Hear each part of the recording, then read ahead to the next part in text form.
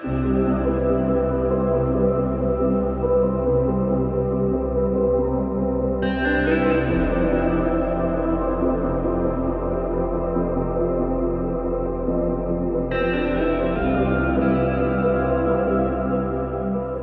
a Patricia. Patricia es psicóloga clínica, especialista en el tema de abuso infantil.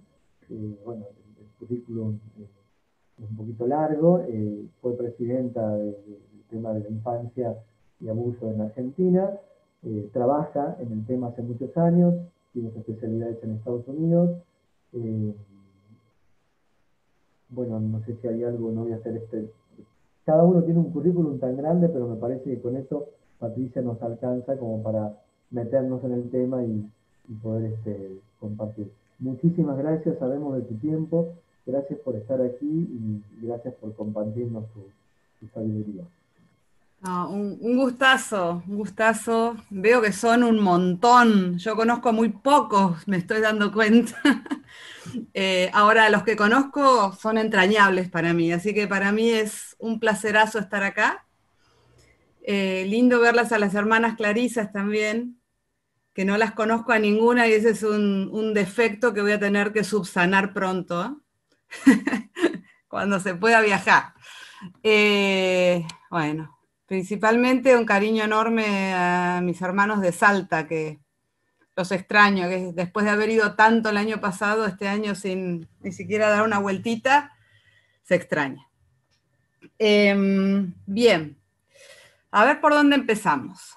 Voy a ver si puedo compartir pantalla. ¿Sigo teniendo una hora? ¿Sí? Bueno, espero que pueda, porque respetarla, digo.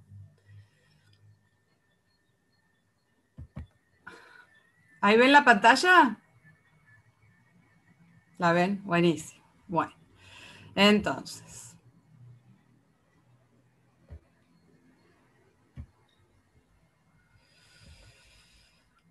Ahí tienen mi mail por cualquier cosa que necesiten.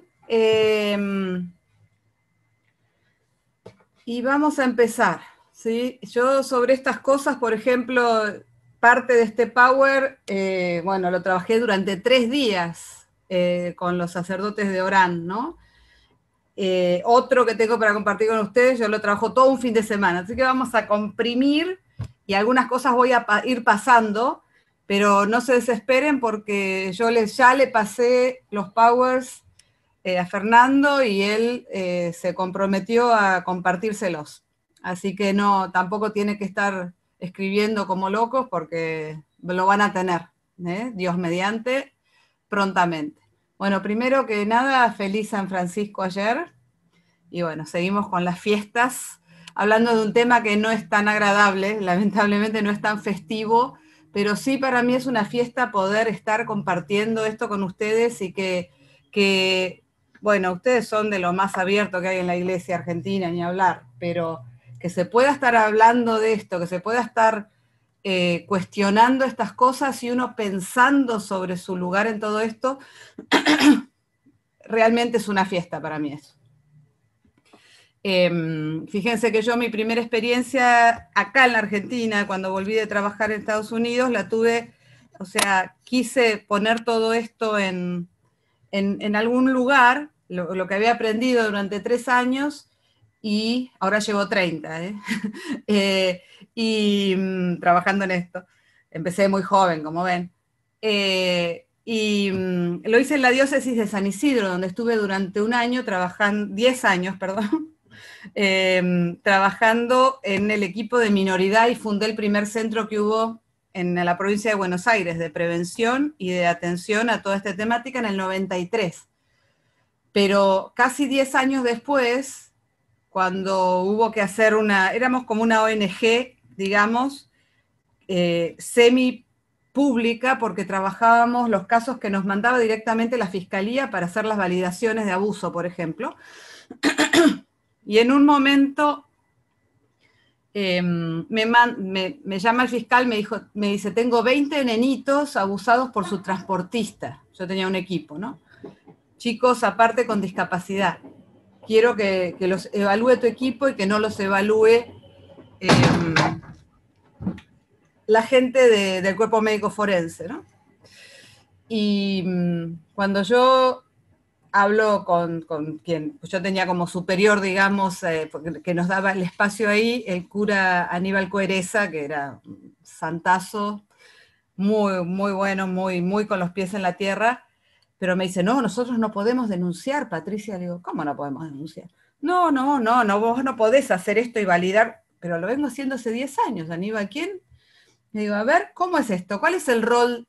¿Dónde está el rol profético de la iglesia? Yo diciéndole al cura, imagínense. ¿En qué sentido? En el sentido de que uno tiene que decir lo que está mal, ¿no es cierto? Y también proponer algo, ¿no? Digamos, de alguna manera, denunciar y anunciar. Y a la vez, le digo, si a vos te roban el auto, Aníbal, ¿no haces la denuncia? Porque sos iglesia, ¿no? Bueno, entonces, mucho tiempo pasado, fíjense que yo en el 93 fue esto que les estoy diciendo que se abrió el centro, que ahora podamos tener esta charla, la convocatoria del obispo Luis en su momento en Orán, la verdad, inédito, así que una gran alegría. Bien, entonces, me decía Daniel que un poquito definiéramos lo que es el maltrato y el abuso. Obviamente que esto ya ustedes lo saben y lo tienen, apretan, lo van a tener acá y cualquier botón en internet les va a dar un montón de definiciones por ahí mucho más lindas que la mía, ¿no?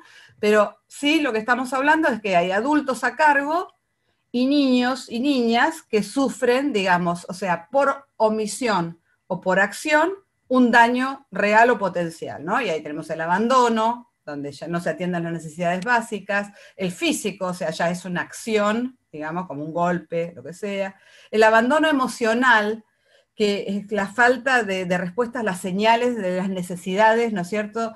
Las expresiones emocionales, las conductas de interacción, que el niño o la niña está iniciando y del otro lado hay un témpano que no lleva este baile que hace al apego, que es tan importante porque hace a las primeras relaciones y es como una matriz socializadora que nos va a decir cómo va a seguir la vida de esta criaturita que está a nuestro cuidado, ¿no? Y llegando hasta el abandono físico, que es, digamos, pasando por la negligencia, que no tiene que ver con la pobreza, la negligencia. Tengo los medios pero de todas maneras no satisfago las necesidades de los otros. Bueno, el maltrato emocional, que es de los más subdiagnosticado que hay, porque hace muy poco que realmente empiezan a haber denuncias sobre esto y sinceramente tiene unas consecuencias enormes. Y bueno, la explotación laboral, la mendicidad, ¿sí? Bueno, fíjense que no se llama trabajo infantil, sino explotación laboral, porque trabajo e infantil son dos palabras que entre ellas no son contradictorias. Bien. Y por otro lado, bueno, el síndrome de Munchausen, que es algo muy específico, que tiene que ver con inventar enfermedades, lo hacen muchos, la mayoría son las madres, en los chicos como para llamar uno la atención, ¡ay, qué buena madre!, ¿no? Entonces está todo el tiempo internando al chico porque altera las pruebas, les da cosas a los chicos que los enferman, ¿no? Esto es muy, que no se ve mucho, pero el niño mejora cuando se lo separa de la madre. Y por otro lado, el abandono, que ya es directamente un desligarse del todo. Y tenemos acá, en este momento, y que es lo que nos convoca principalmente, lo que es el abuso sexual infantil. Me gusta mucho esta definición, que es de una trabajadora social que se llama Susan Groy, y que habla del acto o los actos de naturaleza sexual que imponen un adulto o adolescente mayor sobre un niño o una niña o adolescente que por su condición de tal carece del desarrollo madurativo, emocional y cognitivo como para dar su consentimiento acerca de los hechos en cuestión. ¿Sí? O sea, por más que una nena diga, y yo fui a buscar al tío porque me gustaba jugar a esto, no puede dar su consentimiento. Esto es fundamental y es por ahí lo único que me interesa que realmente se pueda entender. ¿Sí? Tiene 13 años, ¿cómo no se resistió? Bueno, ante todo es una situación de abuso de poder. Entonces, no hay manera, ¿sí? Y se da en un lugar donde, por ejemplo, hay una dependencia, ¿no? Si es tu papá quien está abusando de vos. ¿Cómo vas a pararte y amenazar y decir que no y poder, digamos, resistirte a una persona de la que dependes física, material, emocionalmente, a todo nivel? ¿Mm? Por eso tan valorados, por ejemplo, las denuncias que hicieron los chicos abusados por el cura Grassi, ¿no? Porque los sacó de la calle, les dio de comer, les dio un techo, o sea, uno de los chicos decía, para mí él era Dios, Dios en la tierra que me había sacado de la calle y que me había dado todo lo que yo necesitaba, pero además el abuso que era lo que yo no necesitaba, ¿no? Entonces, fíjense las barreras, ¿no?, que hay que cruzar para poder hablar y denunciar. Entonces, no le preguntemos a un chico, a una nena, si nos enteramos o sabemos, che, ¿y por qué no contaste antes? Y qué barbaridad, no confías en mí, esto hacen mucho las mamás. Pero ¿cómo? Me lo decís ahora, no confías en mí. Y pasa por otro lado, ¿sí? Ok. Entonces, esas cosas, ¿no? Los chicos por lo general no lo hablan y nunca pueden dar su consentimiento. Primero, madurativamente en lo cognitivo no tienen idea de lo que les está proponiendo, muchas veces en forma de juego, el abusador, quien abusa de ellos, ¿no? Y mucho menos tiene idea sobre las consecuencias de esto, muchísimo menos. Así que una persona que no es libre y que no sabe de cómo se lo está engañando, jamás puede consentir. Bien, emocionalmente tampoco, por eso hacen síntomas, y también madurativamente no están a la altura de las circunstancias, por lo cual los chicos muchas veces se lastiman, ¿sí? Y esto es fundamental. El adulto utiliza su posición de poder y autoridad para involucrar a los niños en estos actos, con el objetivo de obtener gratificación sexual o someterlo. Ojo que no solamente se abusa para pasarla bien. El abusador muchas veces lo que quiere es someter a los niños, muchas veces para a través de ellos maltratar a la madre o con algún otro tipo digamos, de agenda que tiene que ver a veces con su propio padecimiento, ¿no?, del que se quieren liberar. El mayor factor de vulnerabilidad en el niño y en la niña, además de su edad, es la situación de dependencia con respecto de este adulto, que los deja totalmente indefensos, ¿no?, en una situación de vulnerabilidad total. Ok, muy bien. ¿Qué pasa con quien abusa sexualmente? ¿No? Hemos pasado por un montón de modas y de diferentes teorizaciones donde, por ejemplo, se decía que esta conducta era producto de una compulsión o adicción sexual, ¿sí? Esto, lo que se puede, o sea, ¿cómo pensamos al impulsivo, ¿no?, al adicto? El típico relato de llegó una noche borracho y se me metió en la cama. Bueno, el abuso sexual se da de otra manera, por lo general, también existe eso, pero no es lo más frecuente, ¿sí? Entonces, no suelen ser, digamos, impulsivos los abusadores sexuales de niños, que fíjense que primero elaboran toda la confianza y todo esto. Pero además, lo que sí hacen es tener una paciencia infinita, ¿no?, en esto de ver cuándo y preparar a la víctima, por lo cual de impulso poco. Pero sí son compulsivos, o sea, no pueden dejar de hacerlo. Y esto es algo para tener en cuenta, porque muchas veces, sobre todo en los abusos que son intrafamiliares, ni hablar, pero en los abusos, por ejemplo, de sacerdotes, de religiosos, es como que, bueno, lo paso a otro lado, total, ya está, lo hizo esta vez, no lo va a volver a hacer. Bueno, no pueden parar por sí mismos solos si no hay intervención desde afuera, hay una intervención que implique un seguimiento. De esto vamos a hablar después. Otra cosa que se decía, ¿no?, que los abusadores sexuales son siempre pedófilos o paidófilos, ¿no?, la famosa pedofilia, paidofilia. ¿Qué quiere decir esto? Solamente funcionan sexualmente con niños. De hecho, en este momento, aunque no se pueda creer, hay todo un movimiento como para hacer del abuso sexual a niños una orientación sexual. Hay un montón de gente con poder que lo que está haciendo en agrupaciones es tratando, ¿no?, y haciendo proyectos de ley para que se acepte, ¿no?, la pedofilia, el tener sexo con niños, como una salida más, ¿viste? Sos heterosexual, somos homosexual, también podés ser pedófilo, como si fuera un destino más sexual, lo que es una barbaridad, ¿no? Pero bueno, les cuento cómo viene la mano, hoy por hoy. Por supuesto que cuando vamos analizando lo que los ofensores sexuales de los que conocemos, esta concepción de la pedofilia nos queda muy corta, porque muchas veces son señores que están casados, tienen una doble vida, ¿sí? O, digamos, y funcionan con adultos también. Entonces, tampoco podemos agarrarnos de esta definición como para completar el cuadro. Por otro lado, sí decíamos a veces que, bueno, los abusadores sexuales, lo decíamos con vehemencia hace 20 años, los abusadores sexuales siempre fueron abusados a su vez. Es bueno que veamos, ¿no?, y los podamos ver también en su dimensión de víctimas, porque muchas veces se ejerce mucho sadismo sobre quien maltrata o abusa.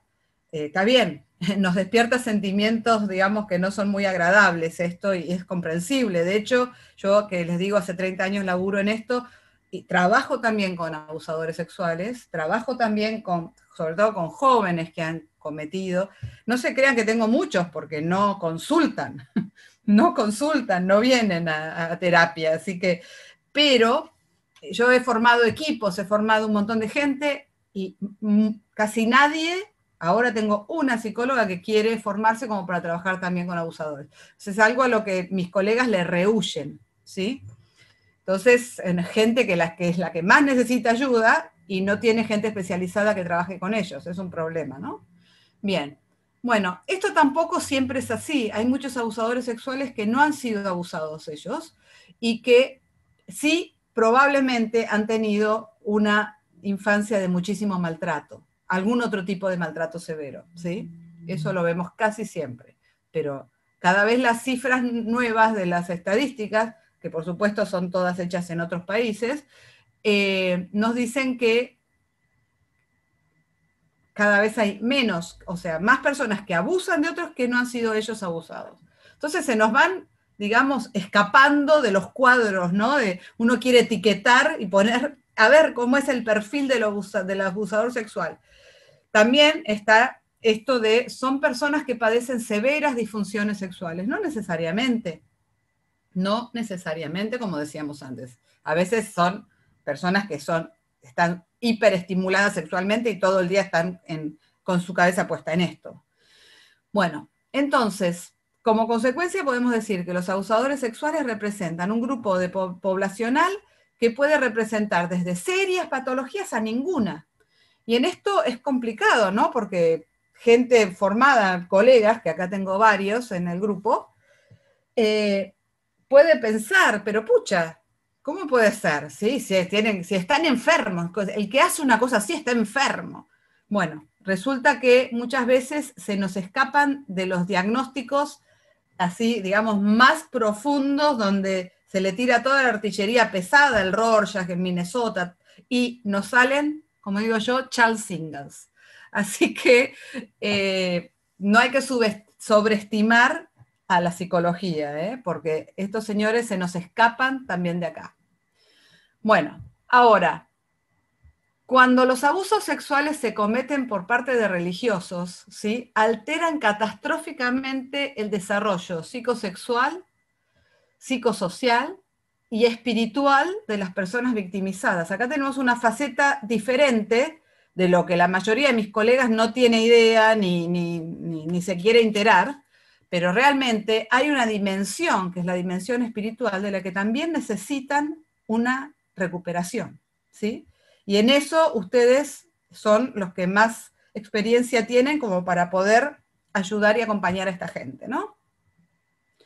Entonces, primero es como que todas las creencias, ¿no?, que tenían sobre lo que era su visión del mundo, su confianza más íntima, ¿sí?, sobre lo que es la humanidad y el amor y el cariño, el perdón, los valores y todo este tipo de cosas caen, ¿no? Entonces, realmente para muchos es como digo, catastrófico. No es solamente lo sexual lo que está en juego acá.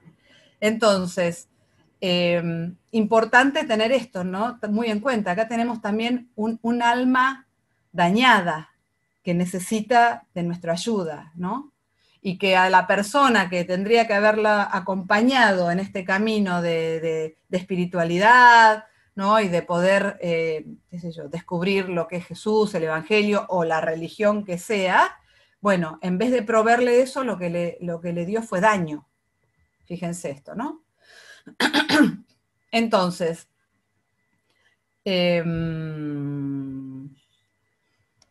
vamos a sacar esto. Bueno, se evidencia en nuestra experiencia que por un lado está el impacto negativo del abuso por parte de religiosos, ¿sí? En esta búsqueda individual, y por otro lado también son los mismos religiosos, ¿no? Y que representan, digamos, este acompañar en la búsqueda espiritual de la persona, las que tienen este recurso valioso para poder acompañar y ayudar a los que lo vivieron. Ahora, por supuesto, como ustedes entenderán, mucha gente que vive estas situaciones de parte de algún religioso no pisa más la iglesia, no pisa más el templo, no pisa más, digamos, no quiere saber nada más con el grupo, o sea, ni con Dios, por ejemplo, ¿no? Yo tenía en mi colegio, acá en San Isidro, un cura que cuando nos confesábamos nos hacía preguntas insidiosas que tenían que ver con lo sexual. Todas, era un colegio de mujeres. Creíamos que realmente mientras estaba confesándonos estaba masturbándose por las preguntas que nos hacía y nosotros ni entendíamos de qué nos hablaba, pero realmente a partir de esta experiencia tan dañina, la mayoría de mis compañeros no quieren saber nada más con la iglesia, ni con Dios, ni con nadie. Bueno, entonces, ¿cómo justifican, ¿no?, los abusos los mismos religiosos? De la misma manera que se justifican los otros abusadores, ¿no? Pero ¿quién mejor que yo para enseñarles sobre lo que es la sexualidad? Este es un tipo de cariño que hace bien. Liberate, ¿no? En esto Pablo va a estar le va a resonar, ¿no? Porque estamos acompañando a unas hermanas que han sufrido abuso por parte del que creó, digamos, la orden, ¿no? Entonces, religiosas. Y les decía, tenés que liberarte de todo, y vivir tu femineidad, vivir tu cuerpo con libertad, y si esto implica querer tener relaciones conmigo y tocarme y que yo te toque, bienvenido sea la libertad. Bueno. A personas que están dañadas en su sexualidad, dañadas en su vida, en su autoestima, que están vulnerables y que además le deben obediencia a esta persona, bueno, ¿cómo vamos a reaccionar, ¿no? Por eso es tan meritorio lo que hicieron estas hermanas, por lo cual este cura está preso. Bien. También son situaciones que antes no se daban, o sea, sin precedentes, ¿no? Estamos en un momento diferente a este nivel de mucha visibilidad de las situaciones abusivas, que es muy bueno. Entonces, también recurren a la disociación, o sea, hay muchas personas que abusan de otros que no se pueden mirar al espejo y integrar este aspecto de ellos mismos, ¿no? Y van con la vida como negando lo que están haciendo, ¿sí? O muchas veces culpando a los jóvenes o a los niños, a las niñas, de ser provocativas, etcétera, etcétera, ¿no? Y lo peor de todo esto es el encubrimiento de las jerarquías. La impunidad para con los que cometen estos abusos, que lo que han logrado es que se perpetúen estos comportamientos. Bueno, acá en San Isidro tenemos varios casos, ¿no? Bueno, los saco de un colegio, los saco del Marín, porque estaban todas las denuncias, los mandamos al Juan 23. A ver, ¿no? ¿No hay niños ahí que van al colegio también? Bueno, en fin.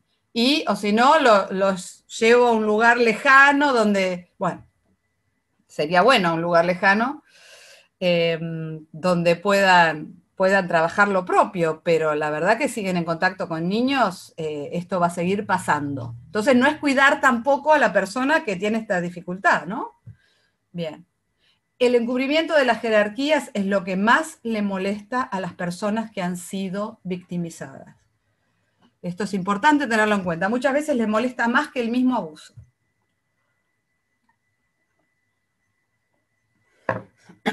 Algunas de las cosas que había trabajado con la gente de Orán, donde estaba Juan también, no sé si está Juan por ahí. Bien,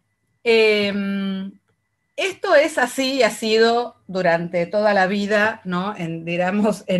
Durante la historia, ¿no? Tenés problema, te dejó tu novio en el altar, hacete monja, ¿no? O sea, cómo ha sido de receptor la comunidad religiosa de gente con heridas sexuales y heridas de vida, ¿sí? Esto es de siempre. Entonces, a la vez también, los jóvenes que se acercan muchas veces vienen con estas heridas. Entonces, la vulnerabilidad es enorme, enorme. ¿Cuántos chicos? Ahora estoy atendiendo a un chico que fue abusado por su rabino, y él tenía una historia de vida tan terrible que el rabino era como el padre para él, ¿sí? Y ustedes han visto esto, ¿no? De la gente que se acerca a ustedes con terribles dificultades y necesidades enormes. Entonces, el poder que esto le da al religioso también es enorme, ¿no?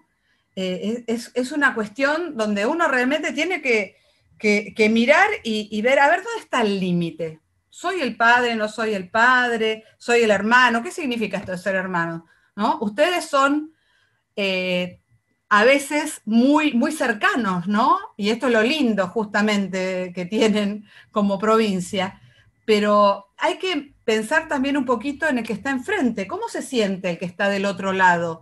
Con abrazos largos, por ahí abrazos de todo el cuerpo, con todo el cuerpo, y además, si tienen cuerpos sanos ustedes, también pueden reaccionar a ese tipo de cosas.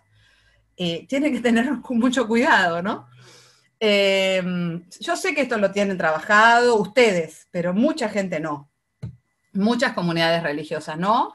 Y bueno, es bueno también, no sé si está la gente, los chicos de Arredondo escuchando esto, que también, bueno, lo escuchemos desde el vamos, porque justamente el poder educarnos en estas cosas desde el principio es lo que hace a esta cultura de los buenos tratos, ¿no?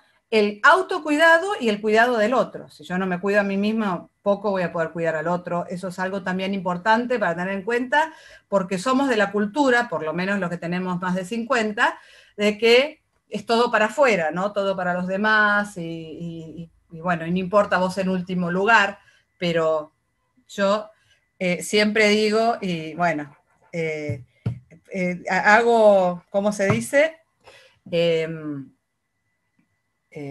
Cuando uno ejerce una profesión ilegalmente, empiezo a hablar del Evangelio.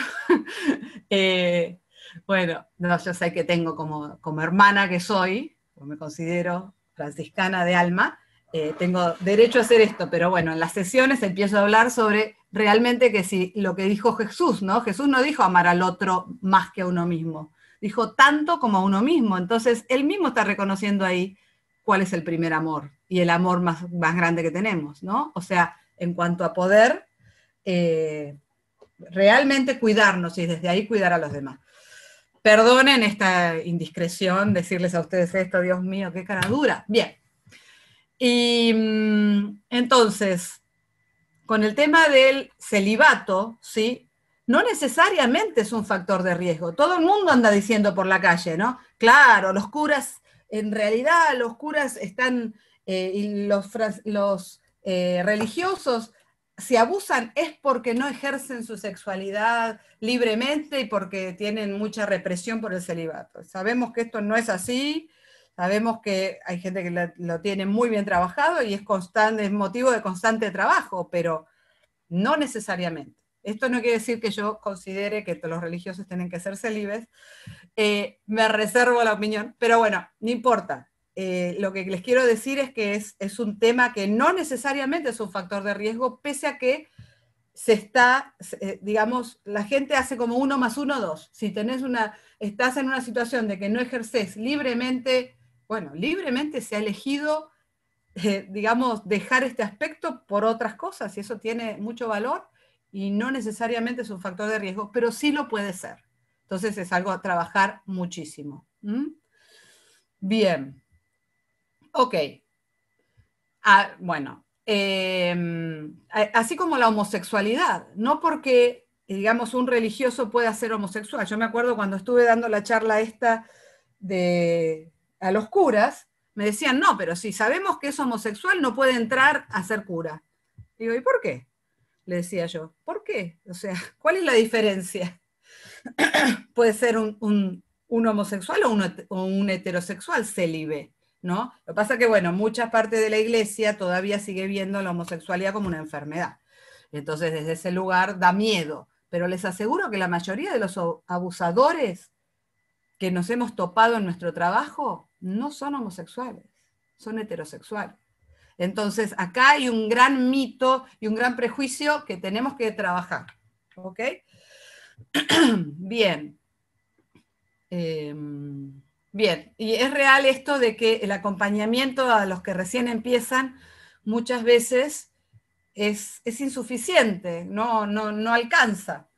Entonces hay que sinceramente trabajar desde el vamos todo, no solamente el celibato, trabajar lo que es la sexualidad, digamos, lo relacional y los buenos tratos, como bueno, ustedes están haciendo en este momento.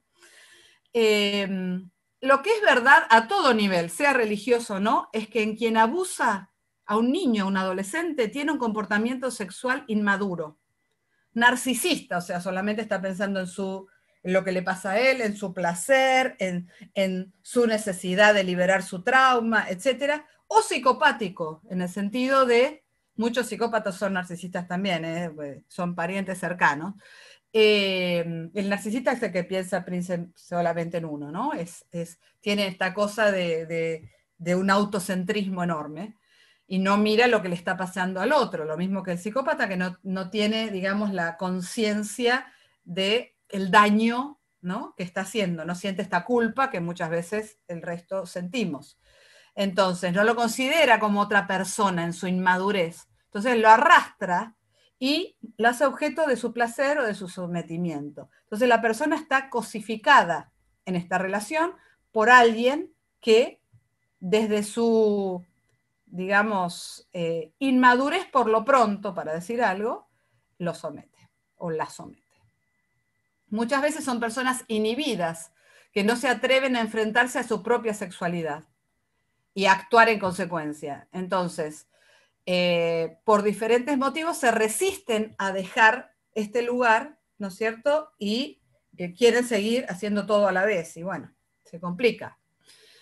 Se acercan, aparte como abusadores, cuando son religiosos, tienen esta posibilidad, como decíamos, de acercarse a situaciones que posibilitan este acceso a los niños, a las niñas, en aquellos casos en los que, como decíamos antes, los lazos familiares son débiles, hay poca supervisión de adultos, bueno, y falta de relaciones significativas más vulnerables, ¿no? Todo esto los hace. Yo he escuchado muchísimas veces, ¿no? Por ejemplo, este chico que denunció al rabino, ¿no? El rabino ahora está en Israel, porque de acá se tomaron todas las medidas y lo echaron y se hicieron sinceramente, muchos movimientos, ¿no? Pero bueno, ahora vamos a ver si lo traen de vuelta por todo el proceso.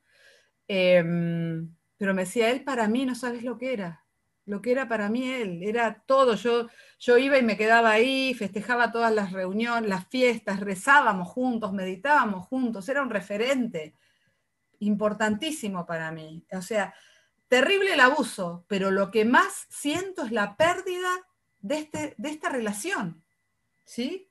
He tenido chicas abusadas sexualmente por su padrastro que me decían, la única relación significativa que yo tuve en mi casa era la que tenía con quien me abusó. Nadie me daba bolilla. Y con él, bueno, por lo menos, él me ayudaba a hacer la tarea, me llevaba al colegio, además me abusaba, ¿no?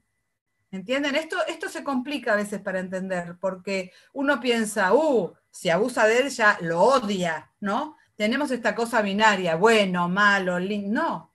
Tenemos que ayudar también, y es parte del acompañamiento, poder ayudar a que las personas hagan el duelo por los aspectos positivos que compartían con esta persona.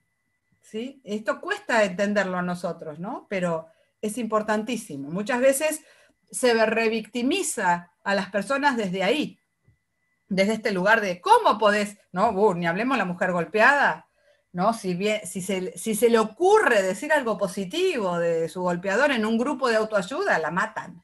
Entre todos, la coordinadora también, ¿no? Y bueno, este tipo de cosas, ¿no? Que tenemos nosotros de demonizar a la gente, ¿no? Bien.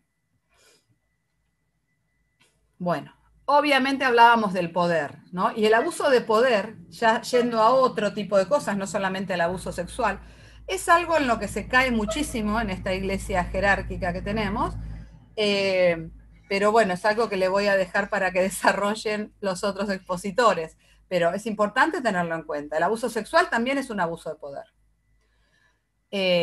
Abusos a personas con voto de obediencia, como decíamos antes, lo de las hermanas, estas que les contaba. A personas adultas, pero con vulnerabilidad. O sea, uno dice, che, son adultas, no son chicas las hermanas que fueron abusadas. ¿Cómo no se resistieron? ¿Cómo no dijeron esto? ¿Cómo no? Bueno, la situación de vulnerabilidad te deja en un estado casi de discapacidad. O sea, el abuso discapacita.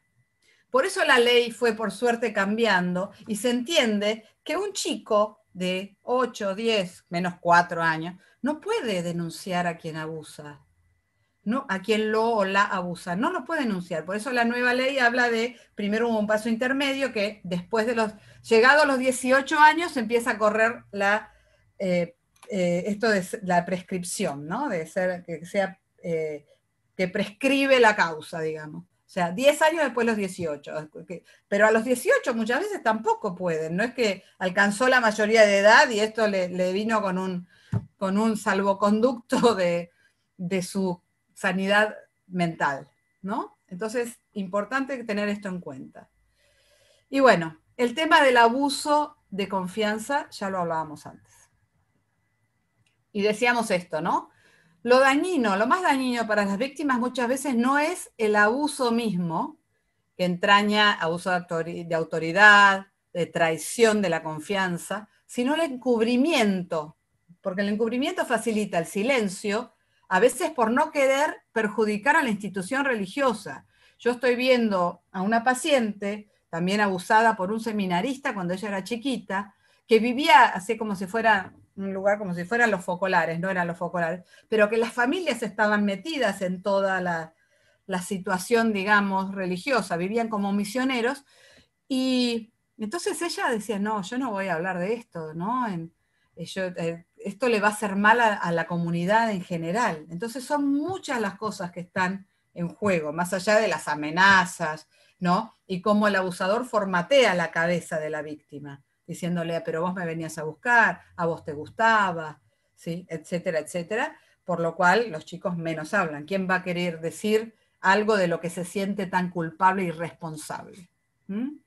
Entonces, los sentimientos de culpa por pensar que han dado pie al abuso o la vergüenza por lo ocurrido están siempre presentes, ¿sí? Hasta recientemente lo habitual ha sido culpar a las víctimas. En la iglesia tenemos una cultura ancestral de meter la basura abajo de la alfombra. Y si es posible, la basura la tiramos en otro distrito, ¿no? Pero acá no pasó nada. Entonces, no las acompañábamos a las víctimas. De hecho, a estas hermanas estamos acompañándolas un grupo importante de gente que tiene creencias religiosas, ¿no? Además de Pablo y yo, hermanas, ¿no? Realmente las estamos acompañando todo lo que podemos.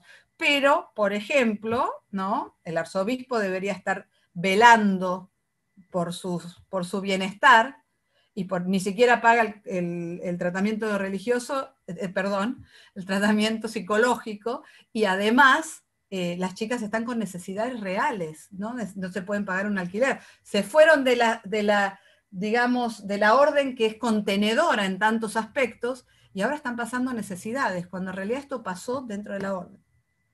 Bien, entonces, no se las acompaña y se hace caer sobre ellas este manto de la duda, ¿no? En lugar de la solidaridad, el consuelo, el acompañamiento.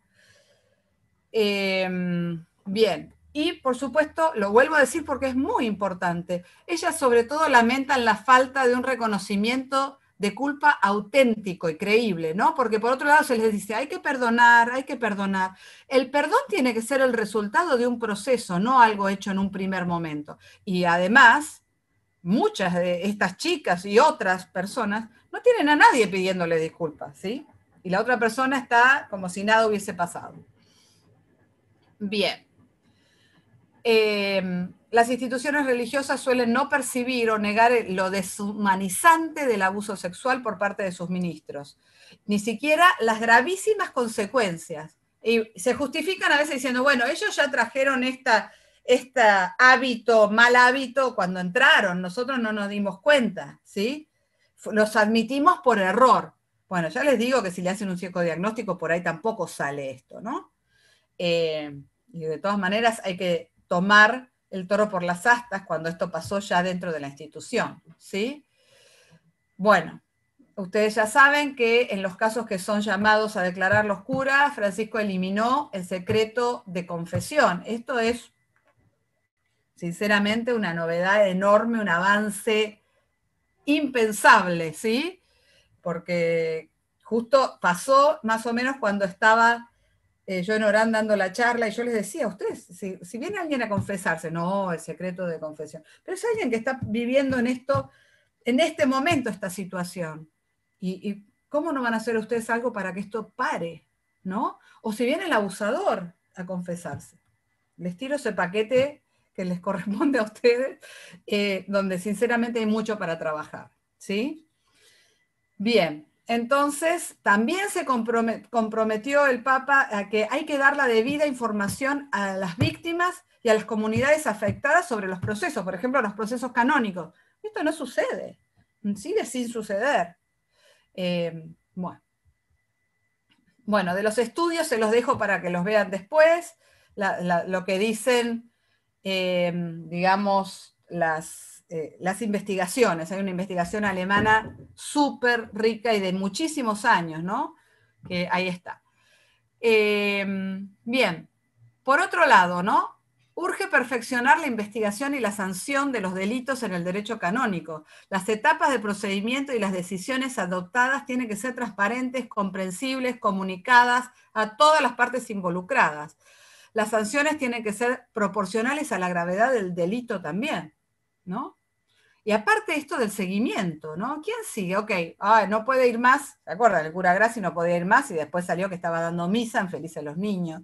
Sabemos de este cura también, antes de que lo metan preso, del que estamos hablando, de que sometió a las hermanas de su orden, que tenía una digamos, perimetral, no podía ir al convento, pero iba igual. De hecho, atendía el teléfono él. O sea, una cosa de impunidad total, porque realmente no suele pasar nada. Bien, entonces, vamos a dejar un poquito esto porque veamos mejor cuáles son las consecuencias psicológicas de estos abusos, que es algo de lo que Daniel me pidió que hablara. Primero, hay gente con dolencias físicas, depresiones, problemas psíquicos múltiples, ataques de pánico, trastornos del sueño, trastornos de la alimentación, síntomas de estrés postraumático, flashbacks, ¿no? Como que le vuelve todo lo que vivió, intrusiones, ¿no? Pensamientos intrusivos, imágenes intrusivas, pesadillas, comportamientos evitativos, que ya no quieren saber nada más con ningún hombre, por ejemplo, ni con la iglesia ni hablar, comportamiento suicida. Yo tengo una carta que se la mandé a Fer, ¿vos la vas a leer, Fer? El testimonio de mi paciente. Estaba pensado leer para antes, pero bueno, se dio de otra manera pero ¿Tenés sí. ganas de leerla? Me ¿Ahora? parece que es muy ilustrativa de las consecuencias psicológicas de estos abusos. Dale.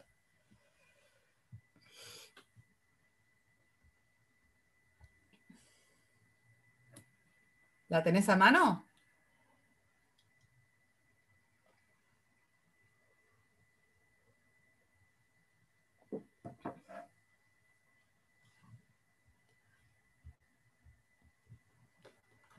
Si querés la busco yo y la leo yo.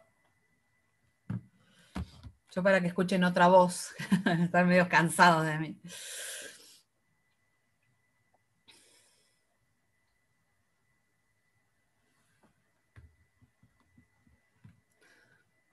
De paso les cuento que esta hermosa cruz que tengo puesta,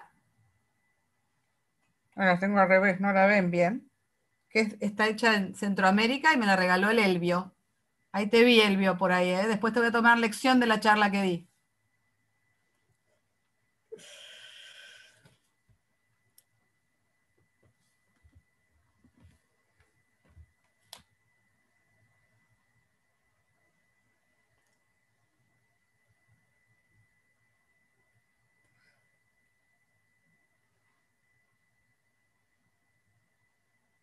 Esperen que si la encuentro se las leo yo. Pato, me parece que está sin señal, Fer, porque está ahí congelado. No, estoy, No, pero mira, se mueve.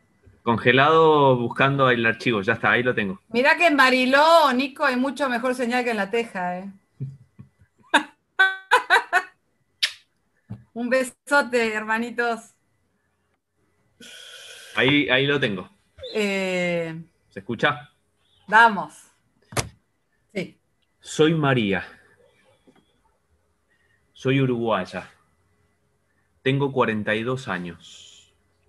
Cuando yo tenía 7 años, mis padres entraron a un movimiento misionero de iglesia. Nos fuimos a vivir a un centro misionero para la formación de mis padres en Brasil.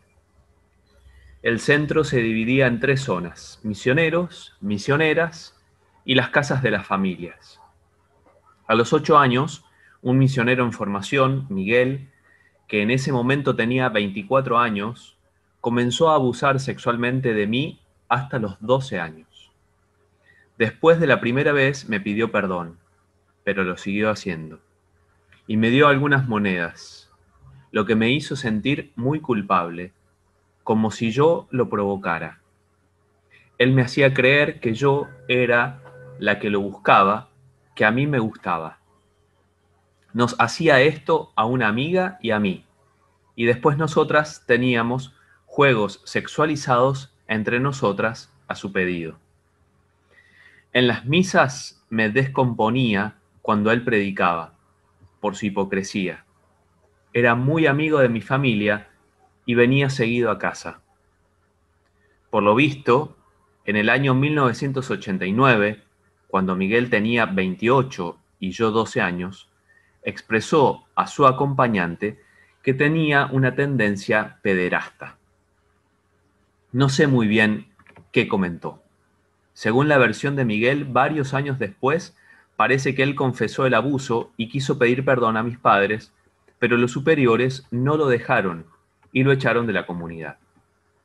Lo que sí sé a ciencia cierta, por lo que me ha contado el mismo responsable de esta comunidad hace unos años, es que el fundador y otro sacerdote se enteraron de que Miguel tenía una tendencia abusiva e inmediatamente le echaron para no causar un escándalo en la iglesia.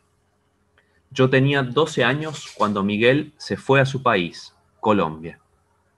En ese año me había desarrollado y tenía muy poca información sobre la sexualidad.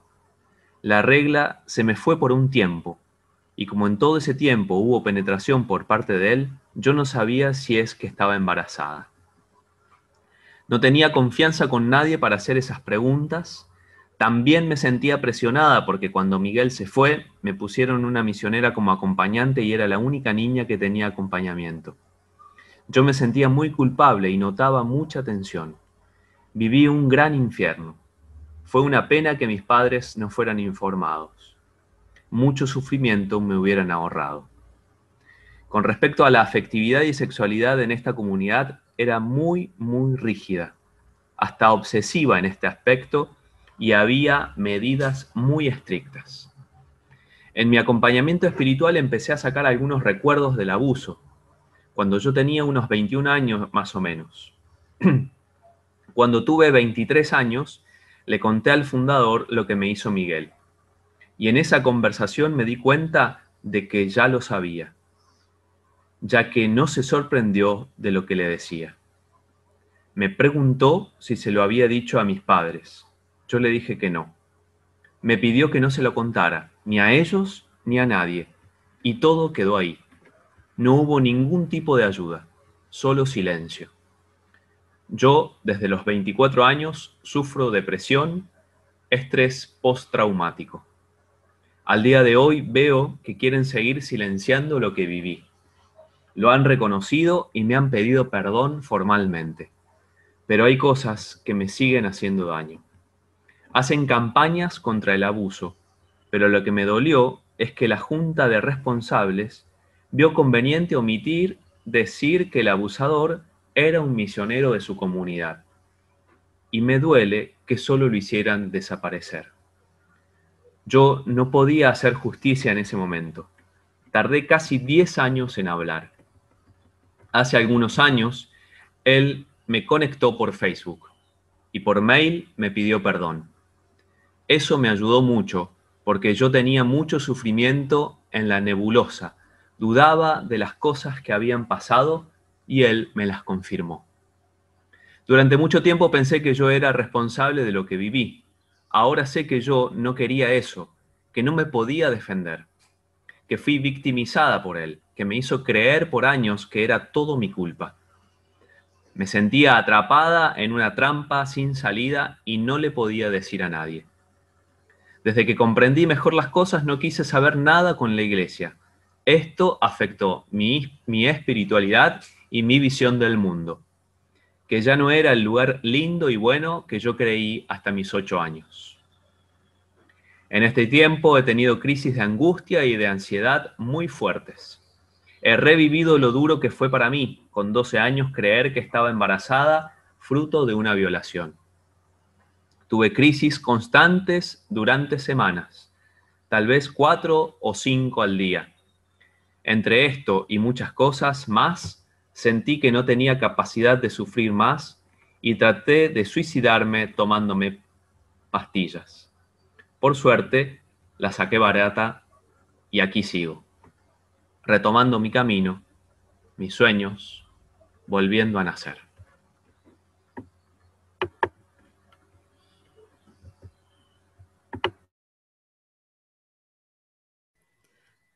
Gracias, Fer. Bueno, me parece que, como suele pasar, nadie habla mejor que las víctimas, ¿no? Que las personas que han victimizado son nuestras verdaderas maestras, han sido mis maestras toda la vida y son las personas que acompañamos, quienes nos enseñan todo el tiempo cómo ayudarlas y son, bueno, en su generosidad de compartir sus dolores con nosotros, ¿sí? Esa es una paciente mía que está re bien ahora, re que te bien, para que sepan, y esto siempre es importante saberlo, ¿no? Porque hay buenas noticias también, no solamente malas. Yo tengo ganas de escribir justamente sobre eso, ¿no? Es algo que tenemos, en lo que tenemos una deuda, porque estamos todo el tiempo poniendo el acento en lo que falta, y falta un montón, pero también es importante saber que de esto se sale y que mucha gente se recupera, ¿no? Bien, sobre todo cuando tiene una red, y ustedes muchas veces actúan como red, una red en la cual apoyarse, ¿sí? Esto es fundamental, y esto es lo que hay que, porque un terapeuta una vez por semana, 2 veces por semana, un rato, ¿qué puede hacer si el resto de la vida estas personas siguen siendo revictimizadas por quienes están alrededor, ¿no? Entonces hay que trabajar mucho a todo nivel, ¿no? En formar estas redes que tengan que ver con lo familiar, los amigos, el grupo religioso al que pertenece y los trabajadores de la salud. Entonces, ahí les dejé las preguntas con las que trabajé con los curas de Orán, como para que las tengan, y después, ¿no? Hablamos de las buenas prácticas y de los buenos tratos, ¿no? Porque en vez de definir, bueno, está bien, no hay que abusar, no, todo es con no, ¿no? Y aparte no abusar. Pero si nosotros lo tomamos a todo esto desde el otro lado, desde el lado de hagamos las cosas bien y tengamos buenos tratos con los demás, hablamos del autocuidado, del cuidado del otro, bueno, ahí vamos a poder realmente prevenir un montón de que pasen este tipo de cosas, ¿sí? Entonces, ¿qué son las buenas prácticas? Son acciones organizadas con objetivos claros y regulares, ¿sí? Que en la institución, digamos, ustedes habían empezado a trabajar, tienen unas directrices con las cuales se rigen. Bueno, tiene que ver con eso, ¿no? Que esté sujeto a monitoreo, que puedan ser ustedes trabajando esto ejemplos para otras comunidades. ¿Y cómo se logran estas buenas prácticas? Esto lo saqué de un documento de Chile que ya se los mandé, muchos de ustedes los conocen, porque están haciendo realmente, están siendo precursores en eso, por lo menos, en hacer estos documentos. Entonces, ¿cuáles son los objetivos? Y los voy a decir rápidamente porque ya tengo que terminar. Crear e instalar ambientes sanos y seguros, ¿sí? De donde realmente se sientan protegidos los más vulnerables. ¿Cómo lo logran? Primero, promoviendo estilos sanos de relaciones interpersonales. Y ahí dice todas las cosas que se pueden hacer. Formándose y capacitándose para la prevención de situaciones abusivas, como están haciendo ustedes, que en realidad esto es ¿no? Una puntita. Pero bueno, yo estoy acá disponible para lo que necesiten siempre. Bien, y tengo varios entrenados ya entre ustedes que también pueden ser multiplicadores de todo esto. Bien, y ya están cansados de oírme, además, les pido disculpas. Entonces, entrenándonos para prevenir estos abusos, ¿sí? Como decíamos, en el periodo de formación inicial, a laburar sobre las emociones, ¿no? Sobre la misma persona de quien acompaña. Entonces, que haya, digamos, formación y también en la prevención del abuso de poder, ¿sí? La manipulación de conciencia, eso es algo que ustedes saben muy bien que existe, el abuso de autoridad, el abuso sexual, el abuso económico, entre otros abusos. Y después la formación permanente, ¿no? De los clérigos, de los religiosos, como otro de las posibilidades. Acompañar, ¿no? Las preocupaciones, los comentarios reiterados y las denuncias de los niños, los jóvenes y los adultos vulnerables que se acercan, ¿sí? Uno no sabe qué hacer, hay que preguntar, pero no dejarlos varados cuando tienen esto que les está pasando. Es terrible, acuérdense, es algo que discapacita el abuso sexual infantil.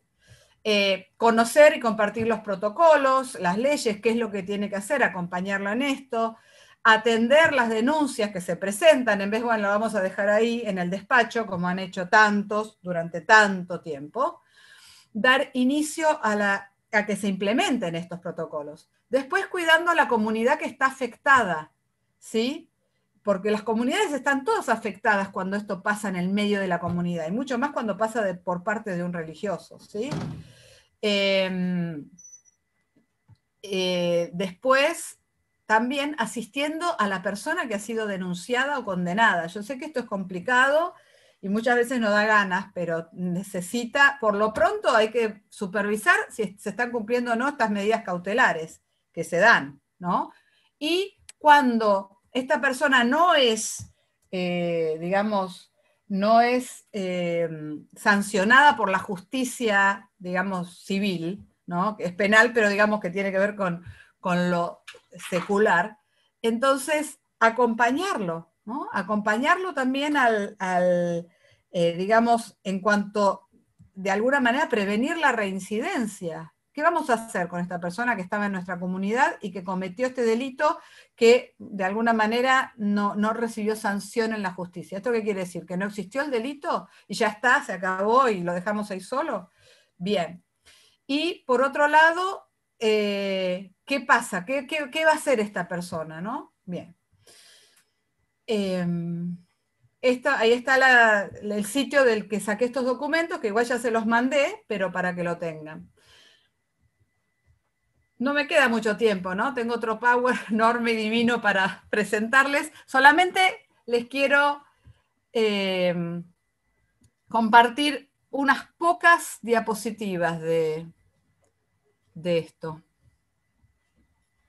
de este otro que tengo.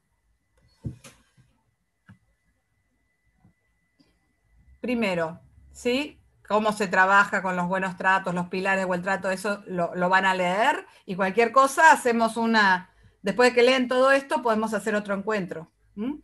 Pero lo que sí les quiero decir, que es importante, es que muchas veces el abuso sexual infantil no se puede prevenir. Lo lamento y son malas noticias, ¿sí?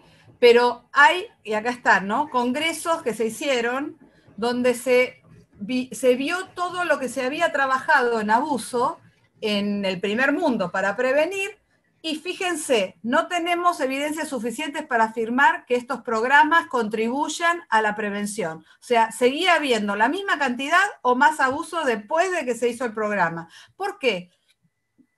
Porque no se trata de decirle a los chicos, tenés que decir que no, los buenos secretos, los malos secretos. Se trata de comprometernos a los padres y a toda la comunidad en esto. Porque si nosotros confiamos en que sean los niños los que digan que no al abuso, estamos en el horno, sobre todo cuando el abuso es intrafamiliar. No pueden decir que no, ¿ok? Muchas veces se lo aprenden cuando es extrafamiliar y lo hacen, pero no es lo más común tampoco.